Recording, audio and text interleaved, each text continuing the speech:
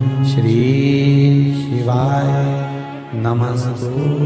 एक बहुत सुंदर बात कार्तिक के माध्यम से लीजिएगा, अपने जीवन में उतारना। कार्तिक के 7 नियम हैं, उसमें पहला दीपदान, दूसरा तुलसी पूजन, तीसरा भूमि पर शयन, चौथा शरीर पर तेल नहीं लगाना, पांचवा सुंदर दलहन की चीजों का त्याग करना, और छठा ब्रह्मचार्य व्रत का पालन करना, और सातवां अपने जीवन में कार्तिक के महीने में चाहे वाणी का संयम हो, चाहे भोजन का संयम हो, चाहे शब्दों का संयम हो, चाहे दृष्टि का संयम हो, चाहे इंद्रियों का संयम हो, वो संयम। आप भले 7 नियम नहीं कर रहे कार्तिक के, भले एक नियम करो, पर वो नियम हमारा पूर्ण चलना चाहिए।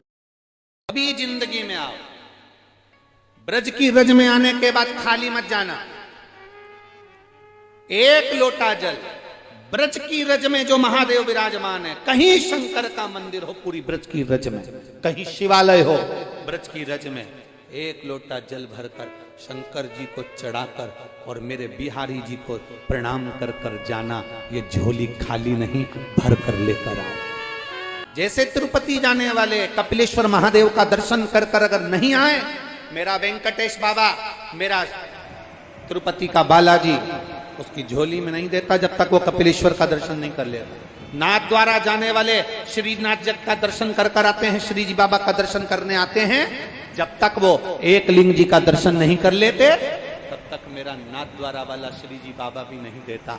उसी तरह जो ब्रज की रज में आते हैं और इस रज में जो शिवालय हैं, इस रज में जो शंकर के मंदिर हैं, इस रज में जो शंकर का स्वरूप मेरा बाबा वो घड़दानी तब साधना में लीन है, उस पर एक लोटा जल नहीं चढ़ाते तो मेरे बाप के बिहारी भी उसकी झोली में नहीं थे। ये दोनों। पार्वती जी मुस्कुराकर बोली, अगर तुम्हारा बेटा उस बाबा की गोद में आ गया ना यशोदा, मैं दिल से कहती हूँ, जो एक बार शंकर की चौखट पर चले जाता है, शिवालय में चले जाता है, शंकर के द्वार चले जाता है, शिव महापुराण में चला जाता है, वो फिर बाबा की छत्र छाया में मरते दम तक बना रहता है। सहज। जरा एक बार पूरी महाभारत को उठाकर देखिएगा। भगवान कृष्ण ने अर्जुन को, नकुल को, सहदेव को, भीम को, युधिष्ठिर को बारंबार कहा, भगवान शंकर की आराधना करो। अर्जुन से कहते शिव की आराधना करो, भीम से कहते शिव की आराधना करो, युधिष्ठिर से कहते शिव की आराधना करो। एक बार भी भगवान कृष्ण ने किसी का नाम नहीं लिया कि किसकी आराधना करना। भगवान कृष्ण ने बोला तो केवल एक ही बात करी, शंकर की आराधना। भोला सब दुख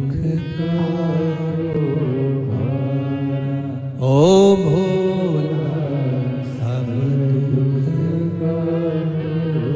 शिव आराधना में लग गए। बाबा ने दर्शन किए, लाला के गोदी में लिया, आनंद सुख का अनुभव हो गया। यशोदा जी ने कह दिया, पार्वती जी यशोदा जी से कहीं बाबा से कह दो यहीं रहे, जब तक रहेंगे तुम्हारा काना कभी नहीं रोएगा। भगवान शंकर से यशोदा जी ने कहा आपको यही रहना पड़ेगा।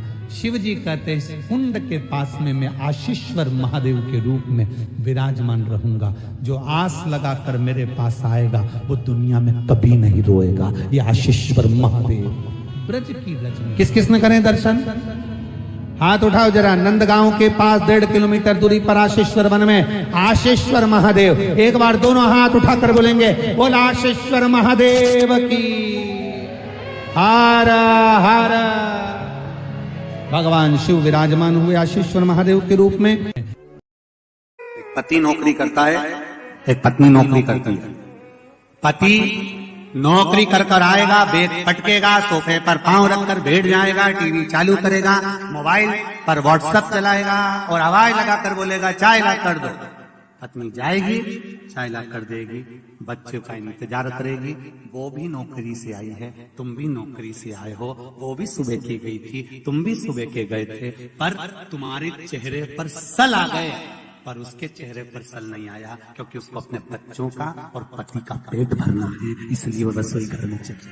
ऑफिस से आने के बाद, नौकरी करके आने के बाद वो फिर वापिस अपने घर में, यहाँ पर ये पुलिसकर्मी लगे हुए हैं, यहाँ पर माता चिकित्सालय वाले भी लगे हुए हैं, सिस्टर भी बैठी हुई हैं, लेडी पुलिस भी बैठी हुई हैं। मैं कहूंगा कि एक पुलिसमैन से भी कहूंगा, एक डॉक्टर से भी कहूंगा, आप ऑफिस से आते हो बैठते हो, पर वो भी तो कहीं किसी ऑफिस से आकर वो भी तो आने के बाद, बैग रखने के बाद, सामान रखने के बाद तुरंत रसोई घर में चली जाती है। बस इतना सा निवेदन है, जैसे मेरे शंकर अपनी पार्वती की दशा को समझते थे, पार्वती शिव की दशा को समझती थी, इसलिए शंकर और पार्वती को शिव शक्ति कहा जाता है। ऐसी दशा हमें अपने परिवार में समझना चाहिए, तो कभी परिवार में विवाद नहीं हो सकता, प्रेम बढ़ता चाहिए। महादेव आपकी सभी मनोकामनाएं पूर्ण करें।